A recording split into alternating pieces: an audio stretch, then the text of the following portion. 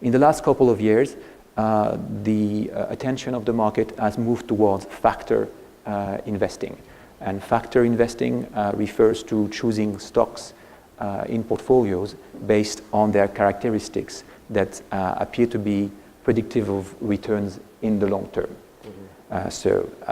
Cap-weighted indices, as I said, are tilted towards large cap stocks, whereas you have academic research finding that mid-cap, small-cap stocks are better rewarded. Cap-weighted indices are tilted towards growth stocks, whereas in the long term, value stocks have been better rewarded. And there are other risk dimensions like these.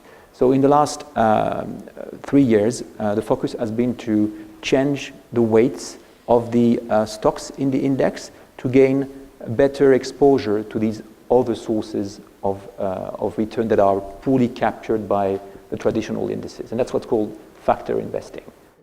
Melody, in terms of asset allocation, assuming an ideal portfolio, for example, how much do you think should ETFs account for your portfolio? And So that's quite a broad question. So I think it really depends on the investor's risk appetite and what they're looking to do. So I think, as mentioned previously by other panelists, ETFs serve as a great diversification tool, because instead of one single stock, you have a basket of stocks that provide you the different exposures, right?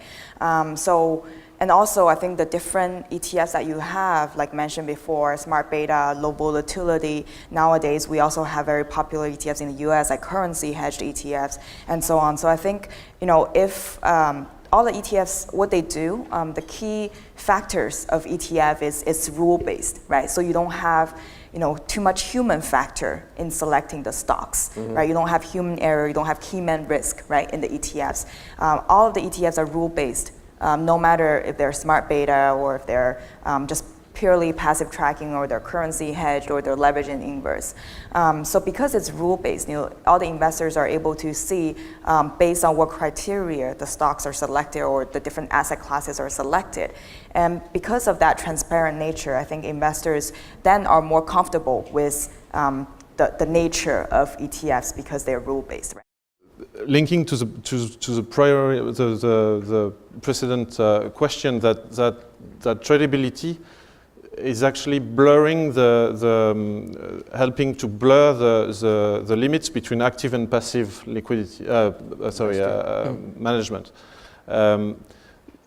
In two ways. So first, the advent of smart beta and all those actively managed ETFs, which are passive with a twist, and also due to the fact that, as one of the panelists mentioned earlier,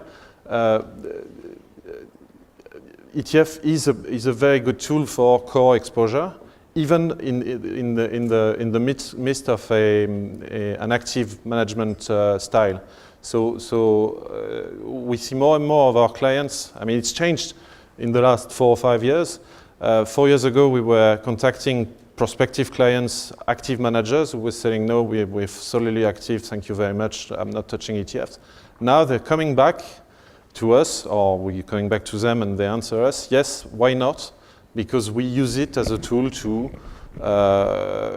access markets which we can't access otherwise, fast cash equitization while we ponder what we're going to do strategically next, etc., etc.